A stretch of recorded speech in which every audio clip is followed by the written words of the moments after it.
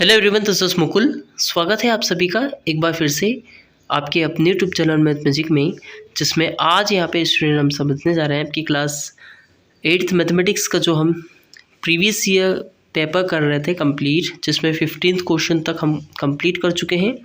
16, 17 भी हमारा कंप्लीट हो चुका है। आज हम यहाँ पर हम 18th क्वेश्चन से फिर से स्टार्ट करते हैं। ये पार्ट 2 रहेगा प्रीवियस ईयर क्वेश्चन के।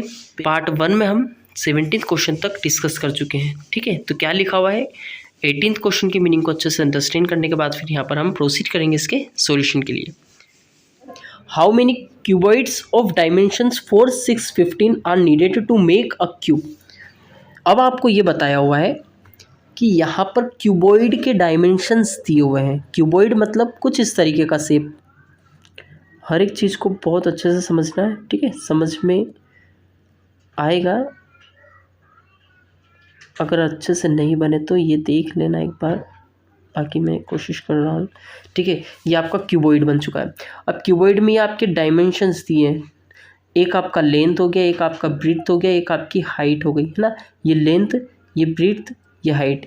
यहाँ अब इसमें ये आपको बताना है कि आपको और कितने ऐसे बॉक्सेस, है ना, मतलब इसी तरीके से कितने और बॉक्सेस अगर हम देखें यहाँ पर, ये आपका एक और क्यूब हमने रख दिया हुआ है इसके ऊपर, एक और क्यूबॉइड यहाँ पर हमने रख दिया हुआ है, सपोज यहाँ पे भी रख दिया हुआ है ना। ऐसा बहुत सारे क्यूबॉइड बना करके एक क्यूब का शेप लेकर के हमको आना है।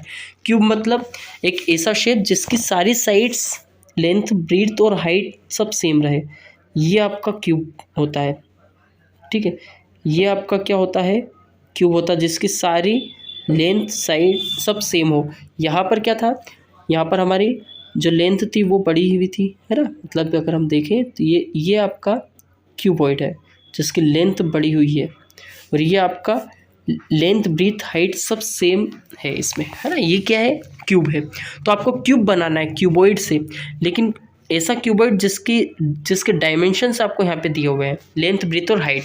तो हम क्या करेंगे, यहाँ पर हम एलसीएम लेकर के आएंगे इनका। एलसीएम मतलब least common factor, least common multiple. 4, 6 और 15 का, 4, 6 और 15 का जब हम एलसीएम निकालेंगे तो कितना आ जाएगा भाई। ये उसको हम 2 से डिवाइड करेंगे, 2 जब 4 हो जाएगा, 2 3 जा 6 हो जाएगा, 15 ऐसा का ऐसा। फिर 2 से डिवाइड कर सकते हैं, है ना। 2 1 से 2 आ जाएगा, 3 और 15 बचेगा। फिर 3 से डिवाइड करेंगे तो 3 1 जा 3, 3 5 जा 15, फिर 5 बचेगा तो 5 से डिवाइड करेंगे। अब मल्टीप्लाई करेंगे, 3 2 जा 4, 4 3 जा 24, 4 3 जा 12, 12 5 जा 60। मतलब 60 यहाँ पर क्या हो जाएगा,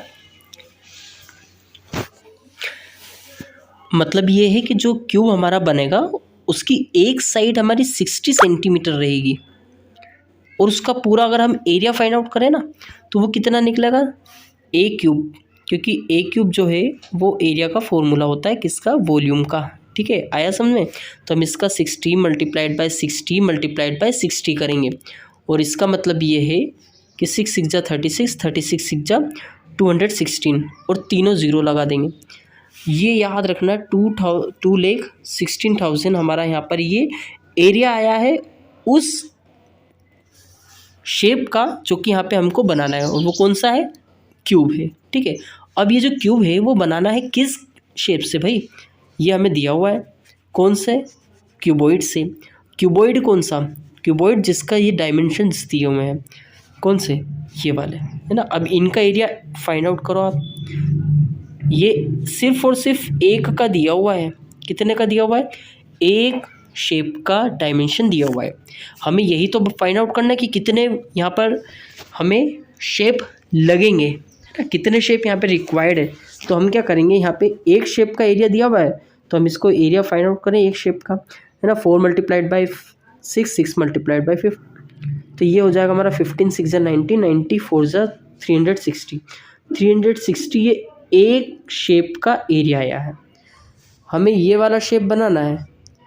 अब हम क्या करेंगे, इस शेप से इसको डिवाइड कर देंगे, है ना। ये वाले एरिया को इस एरिया से डिवाइड कर देंगे तो ये हमारा 6 6 जा 36 आ जाएगा। ये हो जाएगा 6 3 जा 18, 6 6 जा 36 हो जाएगा, क्योंकि 3 कैरी फॉरवर्ड हुआ, है ना। और 2 ज़ीरो आ जाएंगे साथ में, 6 6 जा 36 हो जाएगा और 2 ज़ीरो लग जाएगा, मतलब 600 यहाँ पर हमें ऐसे शेप लेकर के आने होंगे। ठीक है, आया समझ में? तो ऐसे इस क्वेश्चन को कंप्लीट कर सकते हैं। नेक्स्ट क्वेश्चन पर पूछेंगे जिसमें यहाँ पे लिखा हुआ है represent -5/4 on the number line. अब आपको ये जो नंबर दिया हुआ है -4/5, इसको नंबर लाइन पर शो करना। अगर ये प्लस का दिया होता तो कैसे करते हैं, पहले वो देख लेते हैं, फिर माइनस का आप बिल्कुल ईजीली देख कर सकते हो, जैसा आप प्लस को समझोगे उसी तरीके से, है ना। तो हम यहाँ पर पहले प्लस के लिए समझते हैं। ये 0 दिया हुआ है, ये आपका 1 दिया हुआ है, ये आपका 2 दिया हुआ है, ठीक है, ये आपका 3 दिया हुआ है, ये आपका 4 दिया हुआ है। अब ध्यान देना अगर आपसे 5 का बोलते कि 5 बताइए तो हम यहाँ पर डायरेक्टली बता देते ये हमारा 5/4 का पूछते तो कैसे बताते, ये देखिए ज़रा। 4 का पूछते तो भी इजीली बता देते, है ना। 3 2 1 का पूछते तो हम आसानी से बता सकते थे कि ये नंबर लाइन पे कहाँ है। अब हमको रिप्रेजेंट करना है, ये माइनस को अभी थोड़ी देर के लिए भूल जाइए, ठीक है। अभी हमारे पास सिर्फ और सिर्फ क्या है, सपोज़ कि प्लस, ठीक है। ये 5/4 दिया हुआ है आपका प्लस का। अब हम ये जो नीचे दिया हुआ है ना 4, इसको देखिए, इसका मतलब ये है कि हमको हर एक सेक्शन को, ये इतना इतना पार्ट जो इंटरवल दिया है ना, इसको हमको 4 पार्ट्स में इक्वल पार्ट में डिवाइड करना है। मतलब ये जो यहाँ से लेकर यहाँ तक, इसको 4 इक्वल पार्ट में, ये 2 पार्ट में डिवाइड हो गया, 1 2, है ना। ये देखिए ये 1 ये 2 दोनों पार्ट 2 पार्ट्स में डिवाइड हो गया। अब 4 पार्ट में करना है तो 4 पार्ट में कैसे करेंगे, 1 2 3 4। देखिए आप ज़रा, 5 नहीं है 4 है, यहाँ से लेकर यहाँ तक 1, यहाँ से लेकर यहाँ तक 2, यहाँ से लेकर यहाँ तक 3, ये 4 इक्वल पार्ट में डिवाइड हो गया, ठीक है। 1 2 3 4 सारे को डिवाइड करना है, 1 2 3 4 इक्वल में करना है। थोड़ा आगे पीछे हो गया होगा शायद ना, तो वो आप ध्यान रखना, बाकी इनको इक्वल करना है। अब आप ऊपर देखिए यहाँ पे कितना लिखा हुआ है भाई, 5 लिखा हुआ है। तो अब आपको यहाँ से 5 स्टेप कवर करना है, 1 2 3 4 5। यहाँ पर कहीं ना कहीं आपका ये 5/4 होगा, प्लस का 5/4 आया समझ में। भाई हमें तो 6/3 दिया होता तो, या 6/4 दिया होता तो हम कैसे करते, तो 6 स्टेप चलते, 1 2 3 4 5 6 स्टेप चलते। आया समझ में। ऐसे इस क्वेश्चन को कंप्लीट करना है। अब आपको माइनस का 0 दिया है तो उससे कोई दिक्कत नहीं, यहाँ पे सपोज आपका 0 था, यह माइनस का 1 है, ये माइनस का 2 है, ये माइनस का 3 है, ये माइनस का 4 है, क्योंकि हम उल्टा चलते हैं ना माइनस में, यहाँ पर -1 2 3 4 इस तरीके से यहाँ पर ऐसे चलते हैं। अब -5/4 दिया है, कुछ नहीं करना है, 4 पार्ट में हमको डिवाइड करना, जो कि हमने ऑलरेडी कर लिया हुआ है। -5 लिखा हुआ है, मतलब हमें 5 मूव करना, तो ये 1 2 3 4 5 यहाँ पर ये आपका -5/4 कहीं ना कहीं होगा, ठीक है। ऐसे आपको इस रिप्रेजेंट करना है। अब इस क्वेश्चन में क्या करना है, आपको 4 रेशनल नंबर फाइंड आउट करना है, -2/3 और -3/4 के बीच में 4 रेशनल नंबर। इससे तो अनलिमिटेड होते हैं, लेकिन 4 रेशनल नंबर फाइंड आउट करना है। कैसे करेंगे, -2/3 दिया हुआ है तो पहले डिनोमिनेटर को हम इक्वल कर लेंगे। डिनोमिनेटर को इक्वल करने के लिए यहाँ पर हम, यहाँ तो हम 4 का मल्टीप्लाई करेंगे, यहाँ पर हम 3 का करेंगे। अब चूँकि नंबर हमें 4 रेशनल नंबर फाइंड आउट करने, तो ज़्यादा फाइंड आउट करने तो हम यहाँ पे 0 भी लगा देते हैं। 0 लगा दो, 00 लगा दो, कोई दिक्कत नहीं होती है ना, लेकिन लगाना दोनों में बराबर है, ठीक है। नहीं भी लगाते तो भी चलता, लेकिन हमें 4 रेशनल नंबर फाइंड आउट करने, इसलिए यहाँ पर हमें 1 0 लगाना होगा, ताकि हमारा नंबर हमें ज़्यादा मिल जाए ना। अब यहाँ पर हम नीचे 40 का मल्टीप्लाई करेंगे तो ऊपर भी करना होगा, मतलब समझिए जैसे 40 मल्टीप्लाइड बाय -2 माइनस का 80, नीचे आ जाएगा हमारा 40। यहाँ पर 3 3 जा 9, मतलब 90 आ जाएगा ओवरऑल, ठीक है। माइनस का 90/40 नहीं आएगा, 40 मल्टीप्लाइड बाय 3 मतलब यहाँ पर आ जाएगा हमारा 130, यहाँ पर आ जाएगा मतलब हमारा 120। 4 3 जा 12 मतलब 120 आया समझ में। यहाँ पर भी हमारा 120 आ जाएगा, क्योंकि इन्हीं को तो इक्वल करने के लिए हमने यहाँ पर ये सब किया है ना। इसका मल्टीप्लाई करोगे इतना आ जाएगा, 4 3 जा 12 और 0 लगा देंगे। अब -80 और -90 के बीच में आप देखिए, मतलब नेगेटिव साइड जा रहे हैं हम नंबर लाइन की, यहाँ पर कहीं ना कहीं सपोज 80 होगा, यहाँ पर आपका 90 होगा। 80 और 90 के बीच में कितने नंबर्स होंगे? 81, 82, 83, 84, है ना। 81 से लेकर तो आपके 89, मतलब समथिंग यहाँ पर आपके 9 नंबर होंगे, है ना। 9 में से कोई से भी आप देख लीजिए। यहाँ पर -80 के बाद कौन सा नंबर आएगा? -80 के बाद आपका -79 आएगा। लेकिन आपको इन दोनों नंबर्स के बीच में देखना है ना। मतलब कहीं ना कहीं -90 पहले आएगा, -90/120 और -80 यहाँ पर आएगा। तो अब इन दोनों के बीच में आपको बताना है। तो -81 आएगा, -82 आएगा, -83 आएगा, है ना, -84 आएगा। तो -84 तक भी अगर आप लिखते हो, -84 / 120, ये आपका रेशनल नंबर हो जाएगा। एक बार फिर देखिए, -81/120 ये आपका एक रेशनल नंबर हो गया। दूसरा रेशनल नंबर हो गया आपका -82/120। तीसरा रेशनल नंबर हो गया आपका 82/120, जो कि माइनस का। चौथा रेशनल नंबर हो जाएगा आपका 84/120, जो कि माइनस का। ये चारों रेशनल नंबर आपके हो जाएंगे, ठीक है। आगे दूसरे भी हो सकते हैं, 85/120 भी हो सकता है, लेकिन हमें कोई से भी 4 निकालने को यहाँ पर कहा गया था, है ना। तो यहाँ पर हमने इसे सोल्व कर सकते हैं। Solve using switchable properties. अब आपको यहाँ पे क्वेश्चन में क्या करना है, इसको स्विचेबल प्रॉपर्टी से यहाँ पर इसको सोल्व करना है। स्विचेबल प्रॉपर्टी मतलब अभी यहाँ पे हम सोल्व करते हैं। पहले थोड़ा स्पेस यहाँ पे क्रिएट कर लेते हैं।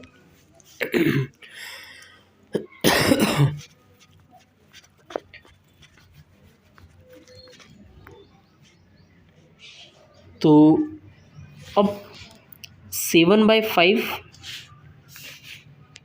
क्वेश्चन को यहाँ लिख लेते हैं हम। 7/5 मल्टीप्लाइड बाय -3/12, ठीक है। और यहाँ पे दिया हुआ है आपको -3/10। ये शायद आई थिंक मिस प्रिंट है। इस क्वेश्चन को अपन बाद में देखेंगे या नेक्स्ट वीडियो में मैं करवाऊँगा।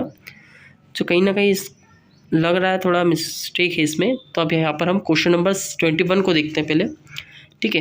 Construct a parallelogram PQRS in which PQ equal to 4.5, QR equal to 3.5, PR equal to 5.4।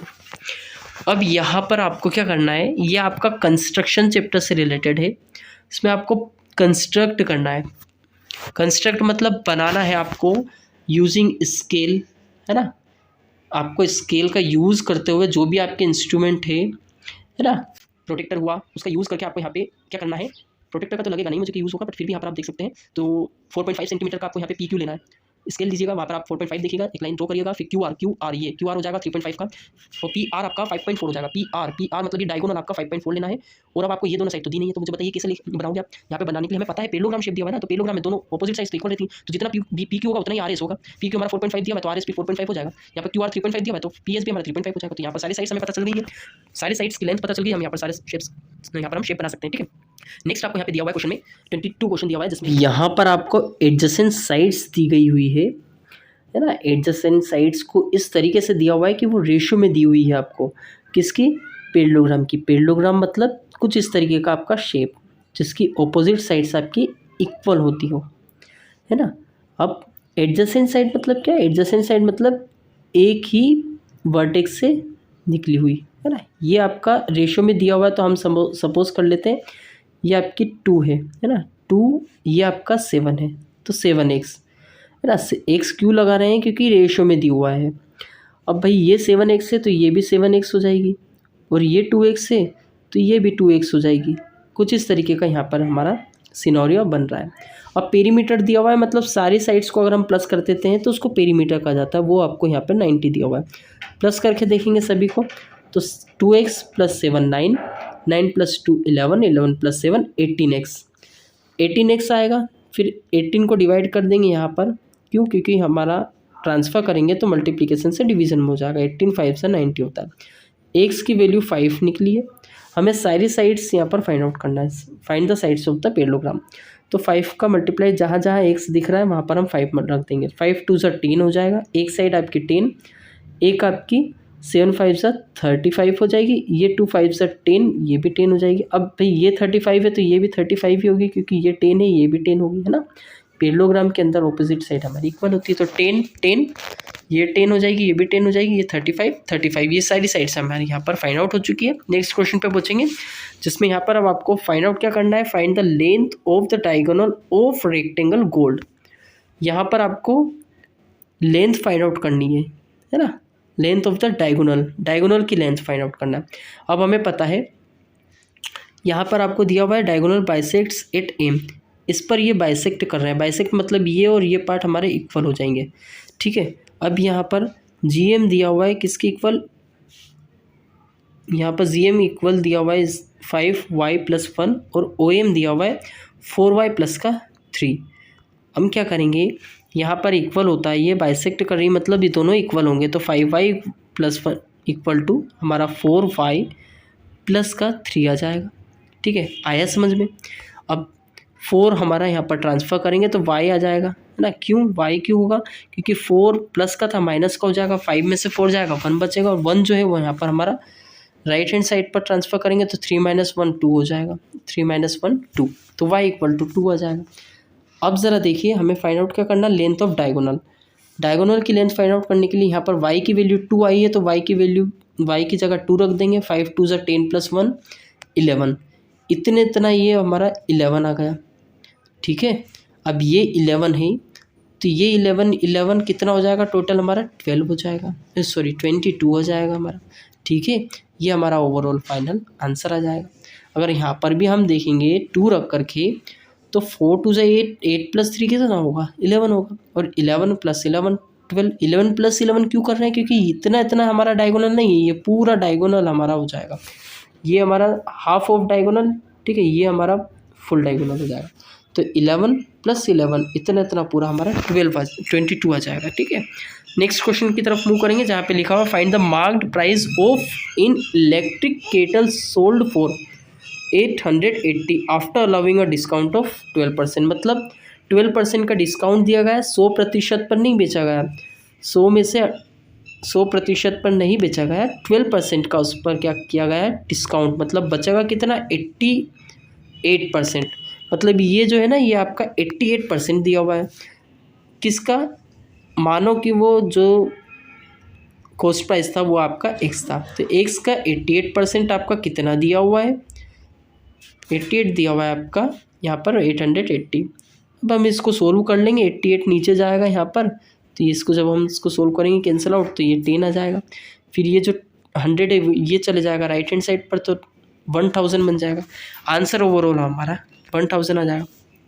ये कंस्ट्रक्शन का है, आपको इसको खुद को सेल्फ करना है, कंस्ट्रक्ट करना है। कंस्ट्रक्ट कैसे करोगे, अब आपको स्केल के साथ यहाँ पर प्रोटेक्टर को भी यूज़ करना है, प्रोटेक्टर का भी हेल्प लेना है, और उसके हेल्प से आपको यहाँ पर एंगल्स भी मेज़र करना है, और उसके अकॉर्डिंग फिर यहाँ पे आपको शेप बनाना है। कौन सा शेप बनाओगे, क्वाड्रिलेटर। अब ये कुछ इस तरीके का क्वाड्रिलेटर नहीं बनेगा, क्यों नहीं बनेगा, क्योंकि एक एंगल आपका 120 दिया हुआ है कुछ इस तरीके से, वहीं कुछ एंगल आपका 105 दिया हुआ है, 1 और 75, तो आपको अच्छे से देख करके इसको यहाँ पर सोल्व करना है।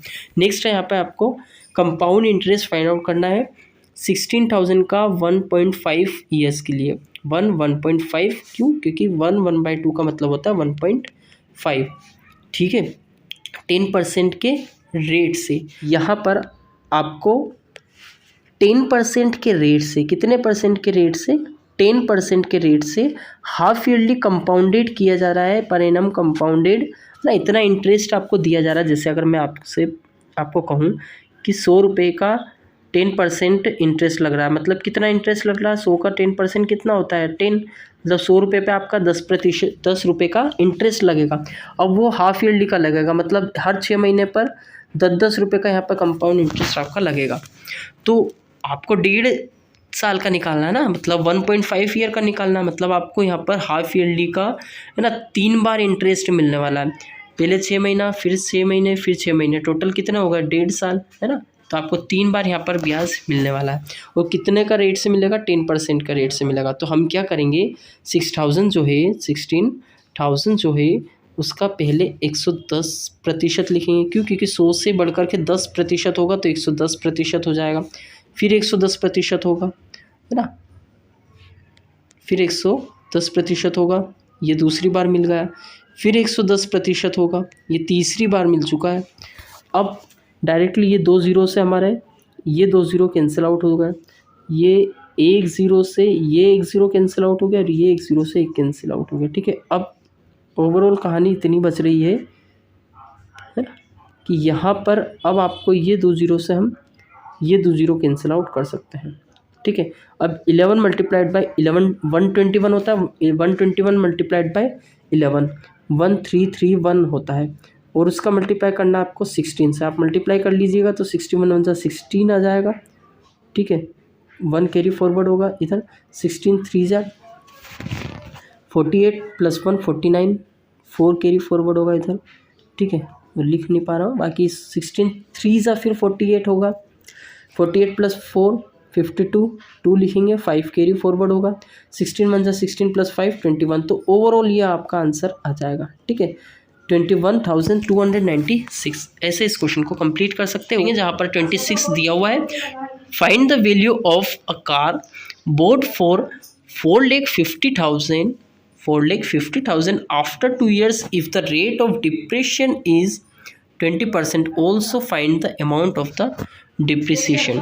क्या करना है यहाँ पे आपको एक कार का अमाउंट दिया हुआ है जो कि खरीदा गया था, एक कार की वैल्यू दी हुई है यहाँ पे, उसकी वैल्यू जो है वो घट जाती है आफ्टर 2 years, उसकी जो वैल्यू है वो घट जाती है। If the rate of depreciation, find the rate of a car board for 4,50,000 after. अब आपको इस क्वेश्चन में क्या करना है, यहाँ पर आपको पहले का रेट दिया हुआ है, 2 साल के बाद आपको यहाँ पे ये बताना है कि इसका जो डिप्रिसिएशन रेट है मतलब कम हो गया है, 20% कम हो गया है। पहले 100% था, अब 20% हो गया। 20% का मतलब समझते हो ना, यहाँ पर उसका जो ओवरऑल रेट बचा है वो सिर्फ 80% बचा हुआ। कितना बचा हुआ है, 100 में से 100% था पहले रेट। ठीक है, अब 20% कम हो गया, बचेगा कितना परसेंटेज, 80%। इसका मतलब ये है जो ये वैल्यू हमें दी हुई है इसका 80% हमको यहाँ पे फाइंड आउट करना है, और 80% फाइंड आउट करने के लिए 2 ज़ीरो से 2 ज़ीरो गया, बचे हुए ज़ीरो हम यहाँ पर लिख देंगे, ये तीनों ज़ीरो। बाकी अब यहाँ पर हम मल्टीप्लाई कर लेंगे। 8 5 ज़ा 40 होता है, 4 कैरी फॉरवर्ड करेंगे, 8 4 ज़ा 36 32 32 + 4 36 हो जाएगा। तो ये हमारी वैल्यू हमारी आ जाएगी डिप्रिसिएशन की, मतलब 2 साल बाद उस कार की वैल्यू इतनी बचेगी, ये रेट होगा उस कार का कम होकर के। ठीक, आया समझ में? ऐसे इस क्वेश्चन को भी कंप्लीट कर सकते हैं। नेक्स्ट पर पहुँचेंगे, यहाँ पर दिया हुआ है आपका कंस्ट्रक्ट अ रोम्बस। अब फिर से कंस्ट्रक्शन का क्वेश्चन है, जिसमें मैं बता दूं रोम्बस का मतलब क्या होता है, जिसमें यहाँ पर हमारी चारों साइड इक्वल होती हैं। ठीक है, कुछ इस तरीके का आपका शेप बनता है, और यहाँ पर आपके ये जो AC दिया हुआ है ना, ABCD, आपको AC डायगोनल दिया हुआ है, BD डायगोनल दिया हुआ है। चूँकि अब यहाँ पर रोम्बस में हमारे डायगोनल इक्वल नहीं रहते हैं, है ना, स्क्वायर में रहता है, स्क्वायर में रहते हैं। यहाँ पर BD की वैल्यू दी हुई है, AC की वैल्यू दी हुई है। इसको कंस्ट्रक्ट करना है। पहले यहाँ पे इन दोनों को स्केल के थ्रू आप यहाँ पर जितना सेंटीमीटर दिया हुआ है उतना यहाँ पर आप ड्रॉ करोगे। उसके बाद यहाँ पर आपको इस पूरे शेप को कैसे बनाना है ये आपको ऑलरेडी पता है ना। अगर डाउट हो तो वो उसके लिए मैं अलग से कंस्ट्रक्शन वाली क्लास में ले लूँगा ना, कि कैसे आपको डायग्राम्स को कंस्ट्रक्ट करना है। ठीक है, यहाँ पर अब हम नेक्स्ट क्वेश्चन पे पहुँचेंगे, जिसमें फिर कंस्ट्रक्शन का क्वेश्चन है, तो ये आप करके देखिएगा, है ना। लिखा हुआ है 29th क्वेश्चन में, find the smallest number by which 41,160 must be divided to get a perfect cube. Also find the perfect cube of the question. यहाँ पे आपको ये पूछा गया है कि कौन सा ऐसा नंबर है जिसको जो छोटे से छोटा है, जिसको अगर हम डिवाइड कर दें तो हमारा एक परफेक्ट क्यूब बन जाए। यानी अगर मैं आपसे कहूँ कि 16 को किसी ऐसे नंबर से डिवाइड कर दें जो कि एक परफेक्ट क्यूब बन जाए, तो आप बोलोगे 2 से डिवाइड करके देखेंगे तो 8 आ जाएगा। 8 हमारा परफेक्ट क्यूब होता है, जो कि किसका होता है, 2 का होता है। तो हम यहाँ पे क्या करेंगे, किसकी हेल्प लेंगे, प्राइम फैक्टराइजेशन की हेल्प लेंगे। 41160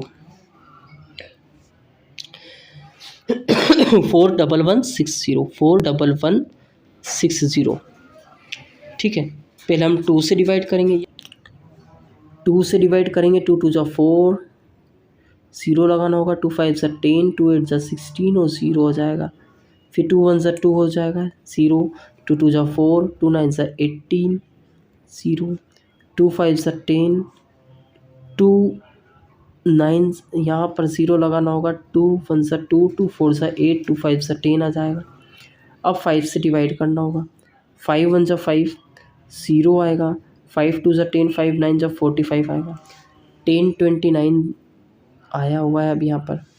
ठीक है, अब यहाँ पर अब इसको डिवाइड करना होगा, 3 से चेक करते हैं तो 3 3 ज़ा 9, 3 4 ज़ा 12, 3 3 ज़ा 9, फिर 3 से डिवाइड करेंगे, 3 1 ज़ा 3 आ जाएगा, 3 1 ज़ा 3 आ जाएगा, नहीं जाएगा 3 से भाई, ये जाएगा अब हमारा 7 से, 7 4 ज़ा 28, 7 7 4 9 ज़ा 63, क्योंकि 6 कैरी फॉरवर्ड होगा 3 की तरफ, 7 7 ज़ा 49 होता है। फिर यहाँ पर हम 7 से इसको डिवाइड करेंगे। ज़रा देखिए किस किस नंबर का पेयर बन रहा है। यहाँ पर 2 का पेयर बन रहा है, 7 का पेयर बन रहा है, मतलब 3 नंबर का पेयर बनता है हमारा क्यूब में। अगर हमको क्यूब फाइंड आउट करना तो 3 नंबर का पेयर देखना होगा। 3 नंबर का पेयर एक तो 2 का बन रहा है, एक 7 का बन रहा है। हमको यहाँ पर दिख रहा है जो अलग नंबर निकल कर आ रहा है वो आ रहा है 5 और 3। तो इसका मतलब ये है कि हमें 5 और 3 से इसको डिवाइड करना होगा। 3 5 ओवरऑल 5 3 ज़ा 15 से अगर हम इस नंबर को पूरे को डिवाइड कर दें, मतलब अगर हम इस 3 को अलग हटा दें और 5 को अलग हटाते हैं, इसके लिए क्या करना होगा, 3 से भी डिवाइड करना होगा 5 से, मतलब टोटल 3 5 ज़ा 15 से अगर हम इस नंबर को डिवाइड कर दें तो हमारा ओवरऑल हमारा जो नंबर निकल करके आएगा वो परफेक्ट स्क्वायर आ जाएगा। अब सॉरी परफेक्ट क्यूब, वो हमारा परफेक्ट क्यूब निकल करके आ जाएगा। परफेक्ट क्यूब भी फाइंड आउट करना था ना, तो अभी यहाँ पर हमने देखा था हमारा एक तो 2 निकल करके आ रहा था और एक हमारा 7 निकल करके आ रहा था। ठीक है, तो 2 और 7 का अगर हम देखें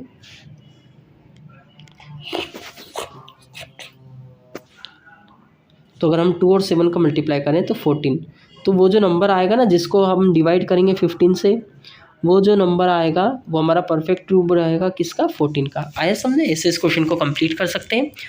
नेक्स्ट क्वेश्चन पे पूछेंगे जिसमें यहाँ पर find the greatest number of 4 digit which is a perfect square.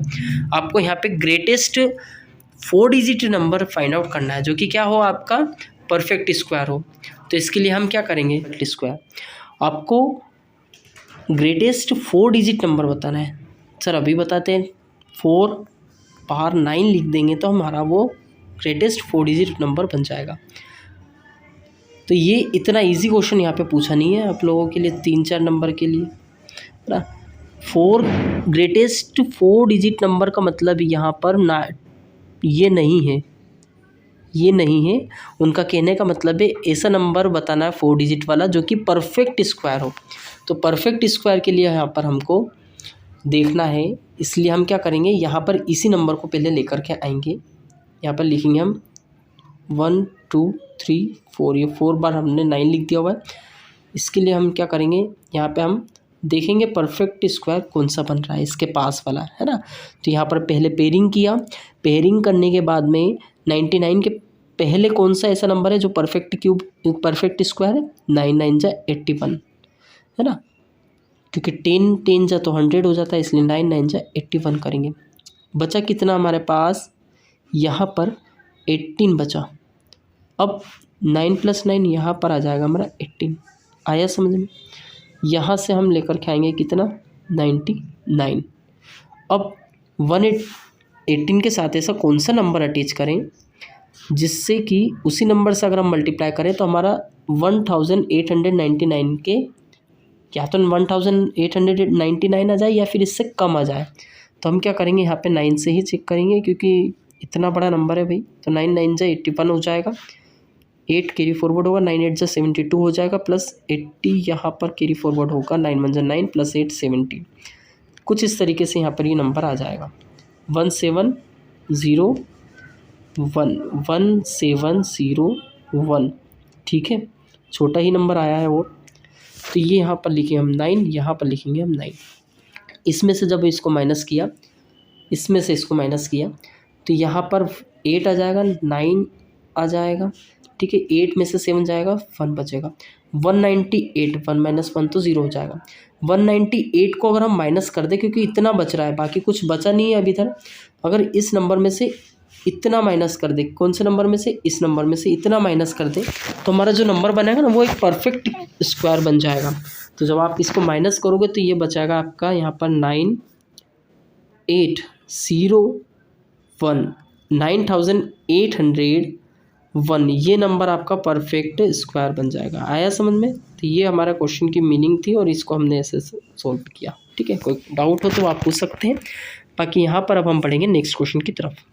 Find the measure of each exterior angle of an octagon. Now अब हम पहुँचेंगे 31st क्वेश्चन की तरफ। 31 क्वेश्चन जिसमें लिखा हुआ है यहाँ पे measure of each exterior angle of an octagon. अब आपको यहाँ पे फाइंड आउट करना है, क्या चीज़ फाइंड आउट करना है? एक्सटीरियर एंगल किसका? ऑफ एन ऑक्टागोन का। अब यहाँ पे आपको ऑक्टागोन का यहाँ पर एक्सटीरियर एंगल फाइंड आउट करना है। Find the measure of each exterior angle, है ना, हर एक इस एक्सटीरियर एंगल आपको फाइंड आउट करना है। एक्सटीरियर एंगल मतलब बाहर के कोण, और ऑक्टागोन का मतलब ऑक्टागोन ऐसा रेगुलर पॉलीगोन रहता है जिसके अंदर 8 साइड्स रहती हैं। कितनी साइड्स रहती हैं? 8 मतलब यहाँ पर 8 साइड इक्वली रहेंगी, है ना। एक ऐसा रेगुलर पॉलीगोन का मतलब ही होता है जिसके अंदर सारी साइड सेम हो। ठीक है, और ऑक्टागोन का मतलब अभी यहाँ पर ये है कि एक ऐसा रेगुलर पॉलीगोन जिसके अंदर कितनी साइड हो?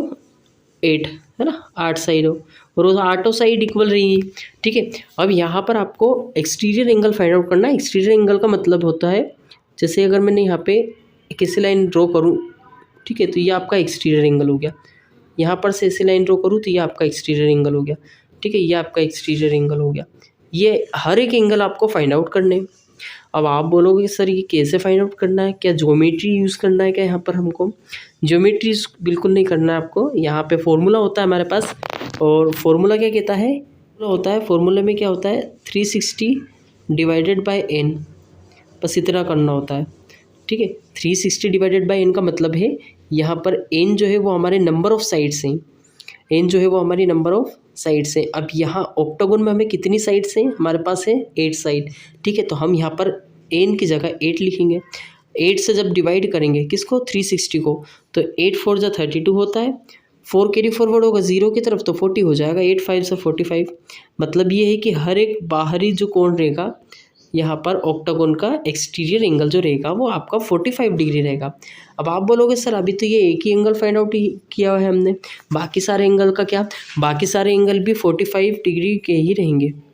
वो कैसे रहेंगे 45 के? वो इसलिए क्योंकि जब कोई सा भी रेगुलर पॉलीगोन होता है तो वहाँ पर साइड्स तो सारी सेम रहती है। अब साइड सेम होने की वजह से उसका इंटीरियर एंगल भी सारा सेम रहेगा। इंटीरियर मतलब अंदर वाले एंगल। ठीक है, तो अगर साइड सेम है तो यहाँ पर इंटीरियर एंगल भी सेम रहेगा और एक्सटीरियर एंगल जो रहेंगे आपके वो भी सब सेम ही रहेंगे। तो अगर आपने एक एंगल यहाँ पर फाइंड आउट कर लिया है तो यहाँ पे सारे एंगल्स हमारे कौन कौन क्या क्या हो जाएंगे? 45 डिग्री के सारे। ठीक है, आया समझ में? तो ऐसे इस तरीके से इस क्वेश्चन को हम कंप्लीट कर सकते हैं। नेक्स्ट क्वेश्चन की तरफ मूव करेंगे, जहाँ पर अब आपको मिलने वाला है इसी में बी पार्ट 31st क्वेश्चन, जो कि अभी हमारा कंप्लीट नहीं हुआ है। इसमें हमने अभी ए पार्ट कंप्लीट किया, अब हम करेंगे बी पार्ट। ठीक है, तो बी क्वेश्चन में क्या लिखा हुआ है? Find the measure of all the angles of a rhombus A B C D if A B equal to A C. यहाँ पे अब आपसे रोम्बस के बारे में बताया गया हुआ है ना, रोम्बस के बारे में बताया गया हुआ है और पूछा है, क्या पूछा है? Find the measure of all the angles. अब आपको सारे एंगल फाइंड आउट करने, किसके फाइंड आउट करने? रोम्बस के फाइंड आउट करेंगे। ठीक है, और नेम दिया हुआ है रोम्बस का ए बी सी डी। ठीक है, जिसमें ए बी इक्वल टू ए सी। तो अब हम क्या करेंगे? यहाँ पर सबसे पहले रोम्बस ही बनाएंगे। हाँ, तो रोम्बस बनाने के लिए यहाँ पर हमें पता है कि जो शेप रहता है वो किस तरीके का रहता है रोम्बस का। ठीक है, यहाँ पर रोम्बस जिसकी चारों साइड इक्वल रहती है। ठीक है, ये हमारा रोम्बस बन चुका है।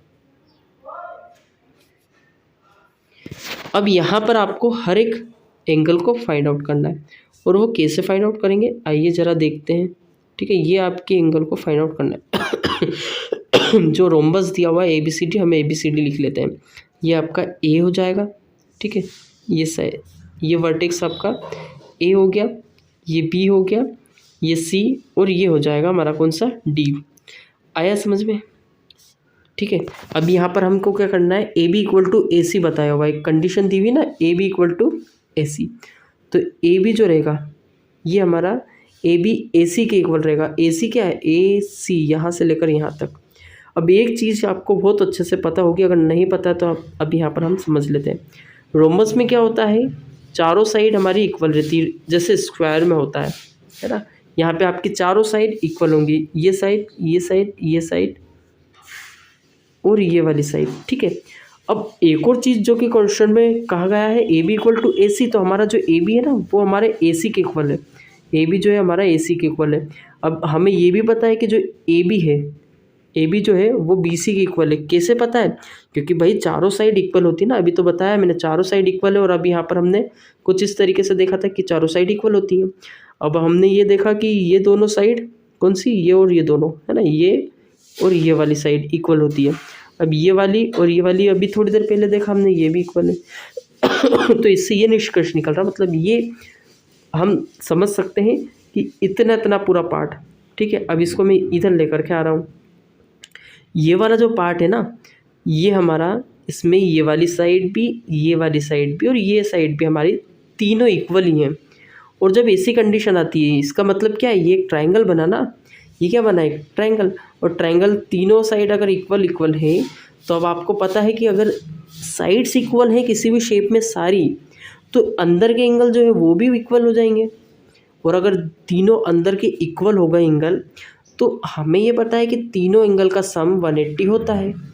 तो हर एक एंगल का सम कितना हो जाएगा, 3 से डिवाइड करेंगे तो 60 डिग्री आ जाएगा, ठीक है। इतना ज़्यादा कोई समझने वाली बात नहीं है, मतलब हार्ड वर्क नहीं करना है समझने के लिए। आपको क्या करना है, यहाँ पे क्या बन रहा है, वापस मैं स्टार्टिंग से बता देता हूँ क्या किया है अभी हमने यहाँ पर। ओवरऑल अभी तक की पूरी कहानी हम अच्छे से एक बार फिर से समझ लेते हैं, ताकि आपको थोड़ा रिवाइज हो जाए और समझ में आ जाए, ठीक है। तो हम यहाँ पर अब क्या करेंगे, ये आपका रोम्बस है, ये आपका शेप दिया हुआ है जो कि रोम्बस है। नेम कर देंगे, नेमिंग ये ABCD आपको दिया हुआ है क्वेश्चन में। पहले हम डिस्कस कर लेते हैं इसकी प्रॉपर्टी की, कि इसके चारों साइड इक्वल रहती हैं, सब बराबर होती हैं। अब इसका जो डायगोनल दिया हुआ है ये और एक ये दोनों इक्वल हैं। अब ये दोनों इक्वल हैं, ठीक है, तो ये तो इक्वल था ही पहले से ही, है ना, मैं बात कर रहा हूँ, ये और ये दोनों तो इक्वल पहले से थे, है ना। अब ये वाला जो साइड है वो डायगोनल के इक्वल होगा, है ना, क्योंकि ऐसा क्वेश्चन में बताया। तो ये तीनों इक्वल हुए कि नहीं हुए। अब तीनों साइड अगर इक्वल है तो ट्रायंगल में ये हमारे इक्विलेटरल ट्रायंगल बन गया, मतलब जिसकी तीनों साइड इक्वल होती हैं। अब अंदर के तीनों एंगल को कितने कितने हो जाएंगे, 60 डिग्री के एंगल हो जाएंगे ना। तो अब यहाँ पर इसकी वजह से ये जो एंगल है हमारा 60 होगा, ये भी 60 होगा और ये भी 60 होगा, ठीक है। इसको और थोड़ा बड़ा बना लेते हैं, अच्छे से समझ में आपको आएगा, ठीक है। और बड़ा बना लेते हैं अपन यहाँ पर स्पेस क्रिएट करके।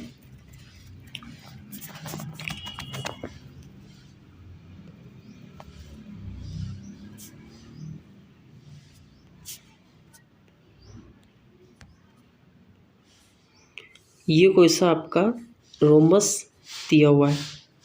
इस रोम्बस में ये हमारे पास ये वर्टेक्स ABC और D दिया हुआ है, ठीक है। ये हमारे पास एक डायगोनल है जिसको बताया हुआ है कि ये दोनों इक्वल हैं, ये दोनों इक्वल हैं। अब ये तो इक्वल पहले से ही थी, है ना, ये साइड होने की वजह से, तो ये सब आपस में इक्वल है, सारी साइड से आपस में क्या है, इक्वल है।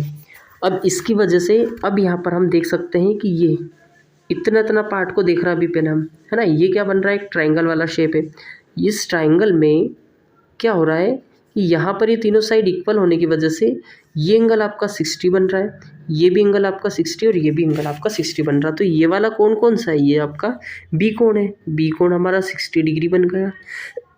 ये भी हमारा 60 डिग्री बन गया, ये भी हमारा 60 डिग्री बन गया, ठीक है। अब सेम जैसी सिचुएशन यहाँ पे हो रही है, जैसा सिनेरियो यहाँ पे बन रहा है कि यहाँ नहीं बन सकता, बिल्कुल बन सकता है। यहाँ पे भी तीनों साइड इक्वल है, इसका मतलब तीनों एंगल भी इक्वल हो जाएंगे, 60 डिग्री के एंगल हो जाएंगे। अब भाई 60 सारे एंगल्स यहाँ पे हमने फाइंड आउट कर लिए, लेकिन हमें क्या बताना है, एंगल बी सी डी बताने। अब यहाँ पर हमने एंगल बी फाइंड आउट किया, डी फाइंड आउट किया, ए नहीं किया। ए क्या होगा, ये टोटल होगा, ये है ना।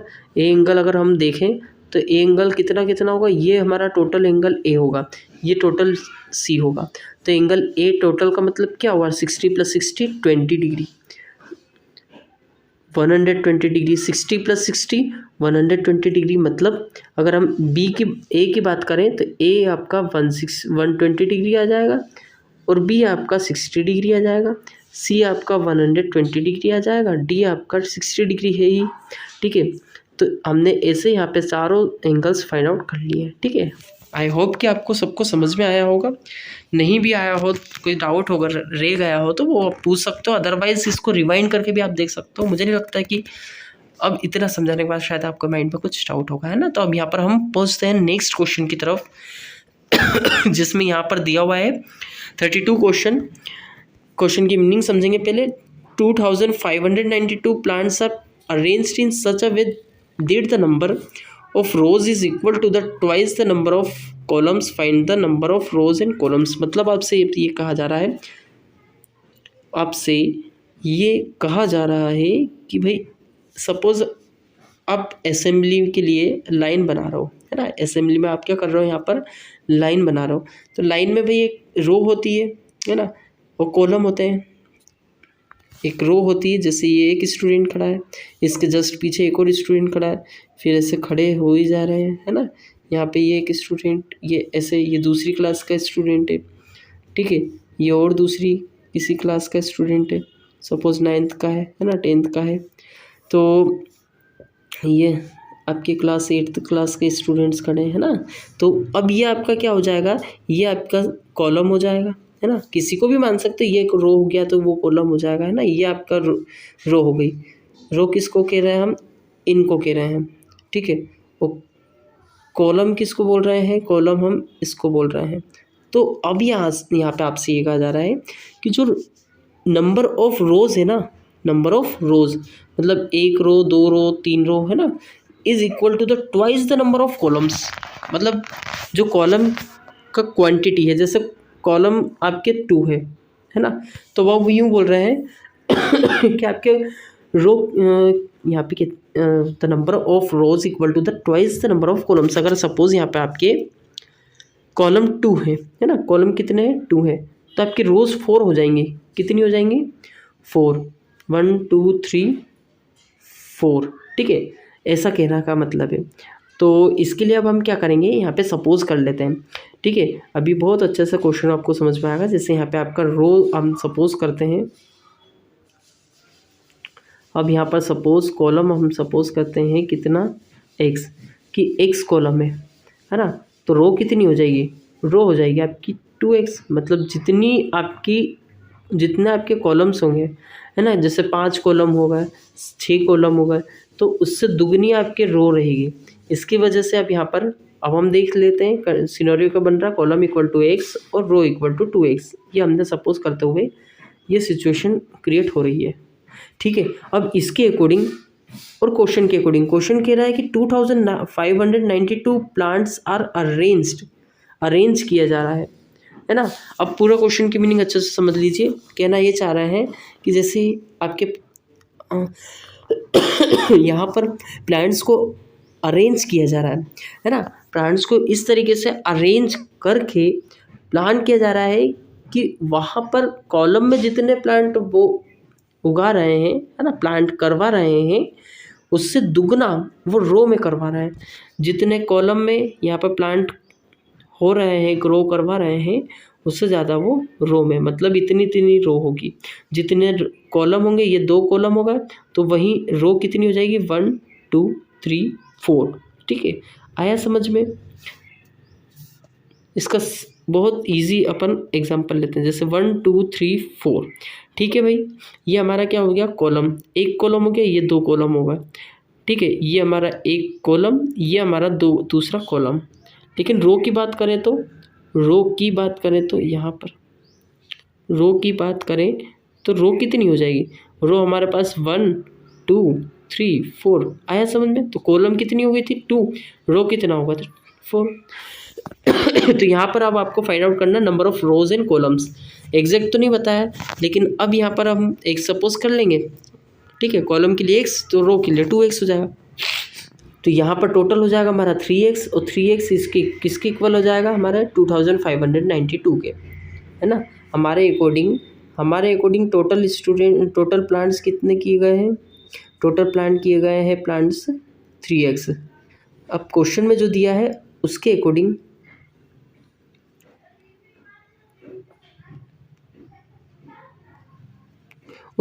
यहाँ पर 2592 प्लांट दिए हुए हैं, ठीक है। तो यहाँ पे लिखेंगे हम कितना, 2592। अब हम x की वैल्यू फाइंड आउट करना, तो 3 को हम ट्रांसफ़र करेंगे यहाँ पर। 3 8 = 24 होगा, 1 कैरी फॉरवर्ड होगा 9 की तरफ, 3 6 = 18 होगा, 1 कैरी फॉरवर्ड फिर 2 की तरफ होगा, 12 बन जाएगा, 3 4 = 12 आ जाएगा। तो आंसर क्या आएगा, 864 नहीं, जो कि गलत हो जाएगा। 864 जो है वो हमारी एक्स की वैल्यू फाइंड आउट हुई है। अब हम क्या करेंगे, जो कॉलम है मतलब जहाँ पर एक्स लिखा हुआ है वहाँ पर हम एक्स की वैल्यू रख देंगे। यहाँ पर 864 आ जाएगा कॉलम की वैल्यू, और 2x मतलब यहाँ पर 2 × 864 लिखेंगे, तो ये हो जाएगा आपका कितना, 2 4 = 8, या फिर अगर हम देखें तो ये 1728 आ जाएगा, ठीक है। आप इसको मल्टीप्लाई करके देख सकते हैं, ये इतना ओवरऑल आंसर आपका आ जाएगा, ठीक है। ऐसे इस क्वेश्चन को कंप्लीट कर सकते हैं, कोई डाउट हो तो आप पूछ सकते हो। बाकी अब हम पूछेंगे नेक्स्ट क्वेश्चन की तरफ, जिसमें यहाँ पे लिखा हुआ है find the smallest square number exactly divisible by 16, 18 and 45, also find the square root of that number. अब आपसे ये पूछा जा रहा है कि आपको एक ऐसा परफेक्ट स्क्वायर बताना है जो कि यहाँ पर 16, 18 और 45 तीनों से डिवाइड हो जाए, और साथ ही साथ आपको ये भी बताना है कि वो किसका इस परफेक्ट स्क्वायर है, ठीक है।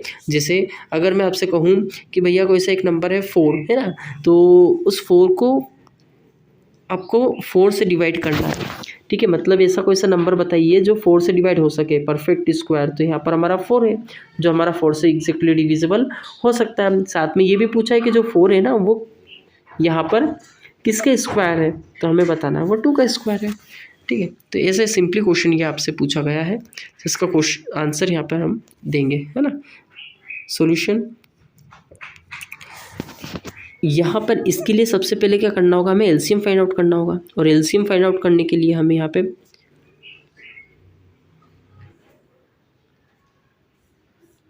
2 8 = 16 होगा, 2 9 = 18 होगा, ठीक है, और 45 एज इट इज़ रहेगा। यहाँ पर फिर 2 से डिवाइड करेंगे, 2 4 = 8 हो जाएगा, 9 45 और ये 2 2 = 4 हो जाएगा, 9, ठीक है, और 45। अब यहाँ पर 2 9 45 लिखेंगे, यहाँ पर फिर हम 2 से इसको डिवाइड करेंगे फिर से, तो ये 2 1 = 2 हो जाएगा, 9 बचेगा, 9 और 45। यहाँ पर अब हम 3 से इसको डिवाइड करना होगा, 1 तो ऑलरेडी है ही, यहाँ पर आ जाएगा आपका 3 3 = 9, 3 1 = 3, 3 5 = 15, ठीक है, ये 15 आ जाएगा। फिर 3 से हम इसको डिवाइड करेंगे फिर से, तो 3 1 = 3, 3 5 = 15, ठीक है। यहाँ पर फिर हम 5 से इसको डिवाइड करेंगे, तो ये ओवरऑल निकल करके आ जाएगा, ठीक है। अब यहाँ हम देख लेते हैं 2 2 = 4, 4 2 = 8, या फिर हम सिंपली क्या करते हैं, पेयरिंग ही देख लेते हैं, है ना। पेयर बना करके फिर जो स्क्वायर नंबर आएगा उसको हम यहाँ पर रिप्रेजेंट कर सकते हैं। तो 2 का एक पेयर बन रहा है, इसलिए हम यहाँ पर 2 लिखेंगे। यहाँ पर फिर एक 2 का पेयर बन रहा है। पेयर बनने का मतलब क्या है, स्क्वायर में हम देखते हैं कि कौन ऐसे 2 नंबर हैं जो यहाँ पर 2 बार रिपीट हो रहा है। एक ही आपका 1 बार हो रहा है, 2 बार हो रहा है, तो इसलिए हमने यहाँ पे इसके लिए एक सिंगल लिखा हुआ है 2, चूँकि यहाँ पर हमारा कॉमन मतलब पेयर से निकल करके हमें यहाँ पर 2 लिख दिया हुआ है। अब यहाँ पर एक 2 ये है और एक ही है, तो यहाँ पर इसके लिए अब यहाँ पर हमने लिख दिया 2। एक और पेयर बन रहा है जो कि आपका 3 का बन रहा है, फिर एक जो बच रहा है वो आपका 5 बच रहा है। 5 बच रहा, तो यहाँ पर हम एक हमारी तरफ से मल्टीप्लाई कर सकते हैं 5 का। क्यों कर सकते हैं, ऐसा क्यों कर रहे हैं आप बोलो, आपके माइंड में क्वेश्चन आ रहा होगा सर ऐसे कैसे। ऐसा इसलिए क्योंकि यहाँ पर हमको फाइंड आउट क्या करना है, स्क्वायर नंबर फाइंड आउट करना है ना, और स्क्वायर नंबर कोई से भी हम फाइंड आउट कर सकते हैं, बता सकते हैं, जो कि यहाँ पर डिविजिबल हो, इनसे डिवाइड होना चाहिए बस खाली। तो इसके लिए हम यहाँ पर 1000 का मल्टीप्लाई कर दें, है ना। जैसे अगर यहाँ पर 8 जो है वो भाई 4 से डिवाइड हो सकता है। अब 8 में आप 100 का कर दो मल्टीप्लाई, 1000 का कर दो, जो भी जिससे भी करोगे, भले से 1 का करो, 2 का करो, 5 को करो, 5 से करो, 9 से, 10 से, लेकिन ये पूरा नंबर आपका जो मल्टीप्लाई होने के बाद में जो भी नंबर आएगा वो आपका 4 से तो डिवाइड हो ही जाएगा। क्यों हो जाएगा?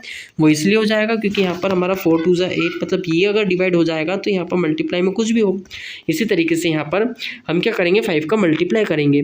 5 का मल्टीप्लाई इसलिए कर रहे हैं, अच्छा यहाँ पे हम और भी दूसरे नंबर्स का भी मल्टीप्लाई करके यहाँ पर इसको परफेक्ट स्क्वायर बना सकते हैं, लेकिन हमें ऐसा क्यों नहीं करना है? ऐसा इसलिए नहीं करना है क्योंकि यहाँ पर हमें लीस्ट यानी सबसे छोटा, क्वेश्चन में ये भी बोला है ना, स्मॉलेस्ट परफेक्ट स्क्वायर नंबर बताना हमें, ये स्मॉलेस्ट, ठीक है। तो इसके लिए हम यहाँ पे क्या करेंगे, सिर्फ एक ही 5 का मल्टीप्लाई करेंगे, और एक 5 का मल्टीप्लाई किया मतलब 2 5 हो जाएंगे, एक 5 तो ये और एक 5 ये। इसके लिए अब यहाँ पर हमने एक 5 यहाँ पे इसका लेकर के आ गया। तो अब जो टोटल ओवरऑल हमें नंबर मिल रहे हैं वो 2 2 मल्टीप्लाइड बाय 3 मल्टीप्लाइड बाय 5, मतलब 2 2 जा 4, 4 2 जा 4 3 जा 12, 12 5 जा 60, मतलब वो जो नंबर है जो स्क्वायर बनेगा वो हमारा 60 का बनेगा, मतलब ये हमारा परफेक्ट है ना। यहाँ पर ये क्यूब स्क्वायर, मतलब ये हमारा क्या बन चुका है, स्क्वायर रूट बन चुका है, ठीक है, स्क्वायर रूट बन चुका है। इसी का यहाँ पर हमको परफेक्ट स्क्वायर भी बताना है ना। यहाँ पर परफेक्ट स्क्वायर बताना है जो कि यहाँ पर हमारा 3600 आ जाएगा, इसका जब हम स्क्वायर करेंगे तो ये आपका परफेक्ट स्क्वायर हो जाएगा, ठीक है, और ये उसका स्क्वायर रूट हो जाएगा। तो हमने दोनों चीज़ यहाँ पर फाइंड आउट कर ली जो कि यहाँ पर क्वेश्चन में पूछा गया था, ठीक है। तो इस तरीके से यहाँ पर इस क्वेश्चन को कंप्लीट करके फिर हम पहुँचते हैं नेक्स्ट क्वेश्चन की तरफ, जिसकी मीनिंग को पहले अच्छे से समझने के बाद फिर यहाँ प्रोसीड करेंगे इसके सॉल्यूशन के लिए, ठीक है। Multiply 14/5 with the reciprocal of 7/8। ये क्वेश्चन कह रहा है कि भाई 14/15, आप इस नंबर को लेकर के आ जाइए। पहले 14/15 जो है इसके साथ आपको मल्टीप्लाई करना है, ठीक है। इसको आपको मल्टीप्लाई करना है किसके साथ, 7 एक बार फिर समझिए अच्छे से यहाँ पर, जैसे 14/15 पहले हम नंबर को ले लेते हैं, ठीक है। ये 14/15 एक कोई सा नंबर आपको दिया हुआ है। अब ये जो नंबर आपका है, ये जो नंबर है इसके साथ आपको 7/8 जो नंबर दिया हुआ है इसका मल्टीप्लाई नहीं करना है, इसके इन्वर्स का मल्टीप्लाई करना है। इन्वर्स मतलब आप इसका इन्वर्स निकाल लीजिए, 8/7, मतलब उसको उल्टा कर देना है। 7/8 लिखा हुआ है तो 8/7 हो जाएगा, तो 8/7 से इसका मल्टीप्लाई करना है। इतना इजी क्वेश्चन दिया हुआ है, बस खाली आपको इनको मल्टीप्लाई कर देना है। क्या क्वेश्चन में दिया था, 14/15 को आपको मल्टीप्लाई करना 7/8 नहीं, उसके रेसिप्रोकल से, मतलब 8/7 से। तो अब जब इसको मल्टीप्लाई करोगे तो ये 7 2 जा 14 हो जाएगा, तो 8 2 जा 16/15 आंसर ओवरऑल इसका आ जाएगा, ठीक है। ऐसे इस क्वेश्चन को कंप्लीट करना है। नेक्स्ट में आपका लिखा हुआ है वेरीफाई करना है आपको। ये आपको इक्वेशन दी हुई है, हम यहाँ पे लिख लेते हैं, ठीक है। ये किस दिया हुआ है, verify x multiplied by y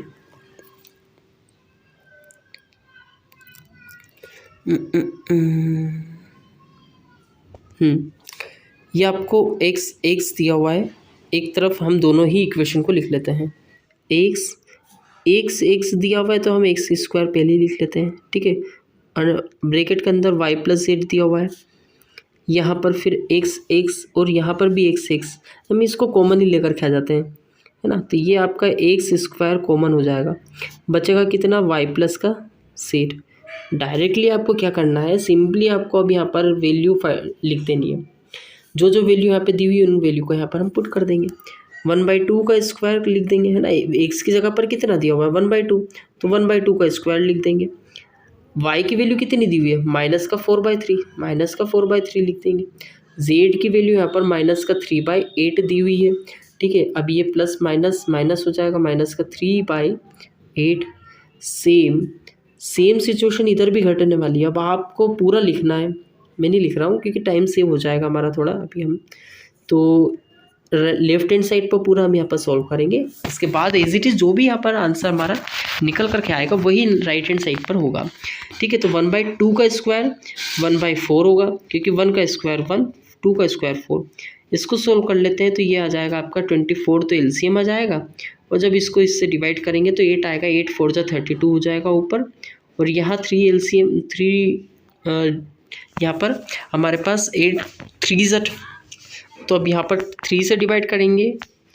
अब यहाँ पर 24 को 8 से डिवाइड किया, 3 आएगा, 3 3 ज़ा 9 हो जाएगा। 32 और 9 41 हो जाएगा, माइनस का 24 नीचे पहले से ही है, ठीक है, इतना आ जाएगा। तो इसको लिख ही देते हैं हम यहाँ पर, ठीक है। यहाँ पर माइनस का 41 डिवाइडेड बाय 24 आ जाएगा, माइनस का 41 डिवाइडेड बाय 24, ठीक है। ये पूरा सिनेरियो बन रहा है। जो नंबर्स यहाँ पर निकल कर क्या रहे हैं, same is it is right hand side पर भी आएंगे, क्योंकि इक्वेशन ही सेम है ना, क्योंकि ये देखिए पूरा सब कुछ सेम सेम है, बस आपको तो वैल्यू पुट करना है ना। वैल्यू जैसे पुट करोगे आपका इक्वेशन पूरा इक्वल आ जाएगा। तो ये इस क्वेश्चन में सिर्फ इतना ही था। इसके बाद यहाँ पर हम देखते हैं नेक्स्ट क्वेश्चन की तरफ मूव करते हैं, जिसमें लास्ट क्वेश्चन आई थिंक ये है, लिखा हुआ है one of the diagonals of rhombus is 30 centimetre and its perimeter is 68 centimetre, find the length of the other diagonal. भाई ये है क्वेश्चन बड़ा ही मज़ेदार।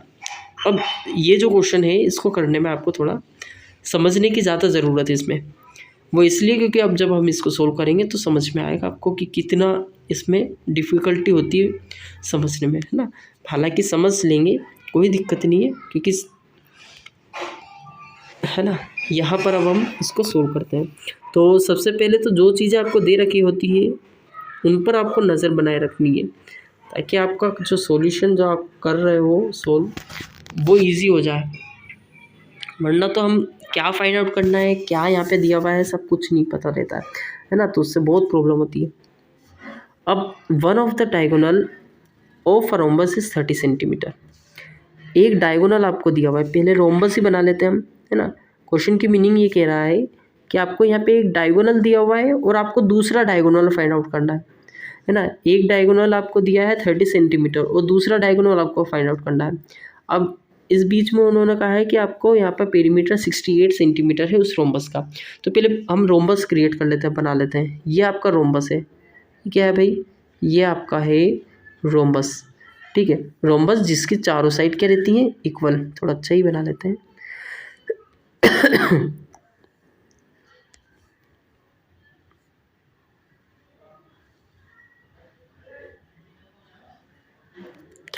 ये रोम्बस हो गया।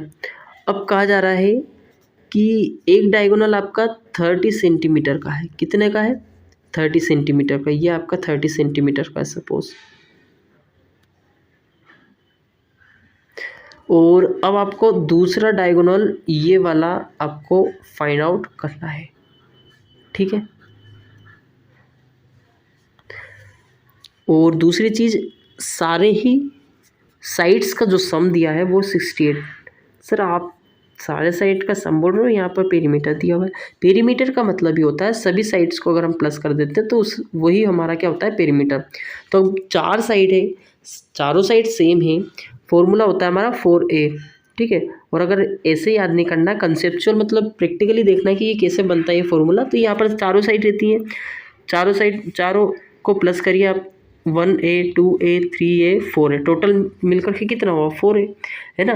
तो ये फॉर्मूला होता है पेरीमीटर का, जो कि आपको 68 दिया हुआ है ना। ये 4 को हम ट्रांसफ़र करेंगे यहाँ पर, तो ये कितना हो जाएगा, मतलब वही बात है कि चारों साइड इक्वल हैं और चारों टोटल कितना दिया हुआ है, 68। तो 68 को अगर हम 4 से डिवाइड करें तो हमें एक साइड पता चल जाएगी, एक साइड पता चल जाएगी। कैसे करेंगे, यहाँ पर 4 1 जा 4 और 4 7 जा 28, ठीक है। तो 7 आ जाएगा, 7 2 जा 34, 7 3 जा 51, 7 4 जा 68, मतलब 17 यहाँ पर चारों साइड हो जाएगी। ये 17 हो जाएगा, ये भी 17 हो जाएगी, ठीक है।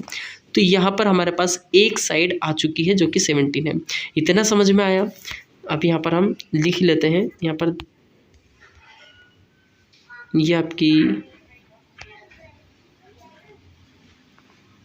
एक साइड आपकी आ गई है 17, एक साइड आपकी 17 आ गई है। चूँकि एक साइड 17 है, यहाँ पर चारों ही साइड कितनी हो जाएगी, 17 17, ये भी 17 हो जाएगी, ठीक है। और ये भी आपकी 17 हो जाएगी। अब आपको क्या करना है, यहाँ पर इतना इतना पार्ट देखना। अभी ये इतना, ठीक है। इसमें देखिए, क्योंकि इसमें हम क्या करेंगे, पाइथागोरस यहाँ पे थ्योरम यूज़ कर सकते हैं, क्योंकि ये आपका 90 डिग्री बनता है, ठीक है। जो डायगोनल्स होते हैं, डायगोनल मतलब ये जो दोनों साइड होती हैं, ठीक है, ये एक दूसरे को 90 डिग्री पर टच करते हैं, तो ये हमारा राइट एंगल ट्रायंगल बन गया। अब हमें पता है कि ये जो साइड है ये हमारी 17 सेंटीमीटर अभी हमने फाइंड आउट की, और भाई ये पूरी 30 है, तो बताइए आधी कितनी हो जाएगी, आधी हमारी 15 हो जाएगी। आधी जब 15 होगी, ठीक है, ये हमारी 15 हो जाएगी, तो अब आपको फाइंड आउट क्या करना है, आप ये फाइंड आउट कर सकते हैं इतना इतना।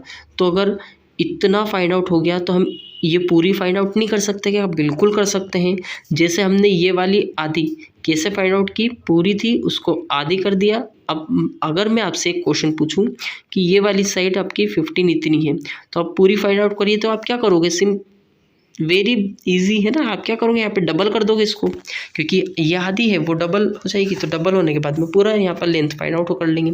इसी तरीके से अब यहाँ पर हमें सिर्फ और सिर्फ ये वाली हाइट फाइंड आउट करना है।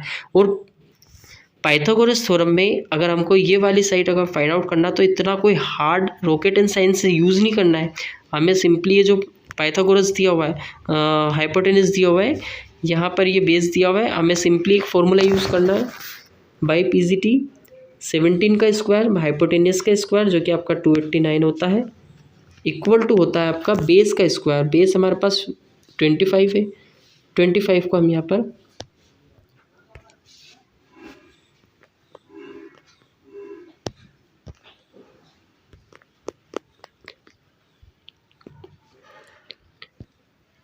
अब यहाँ पर हमें दिया हुआ है बेस, और बेस कितना दिया हुआ है 15 का स्क्वायर करेंगे आपका आएगा 225, ठीक है। 225 को लिख देंगे, यहाँ लिखेंगे हम 225 प्लस बेस परपेंडिकुलर का स्क्वायर, परपेंडिकुलर जो कि हमें यहाँ पर फाइंड आउट करना है, ये जाएगा हमारा लेफ्ट हैंड साइड पर, तो ओवरऑल आ जाएगा यहाँ पे कितना, इसको माइनस करेंगे, माइनस होगा क्योंकि ये प्लस का था तो माइनस का हो जाएगा, ये बचेगा आपका 64, कितना बचेगा 64, और जो 64 है इक्वल टू में p² दिया हुआ है, स्क्वायर हटेगा सामने वाले साइड पर, अंडर रूट लगेगा, तो 64 जो है उसका आप, तो सिंपली अब आपको यहाँ पे क्या करना है, 64 का स्क्वायर रूट फाइंड आउट करना है।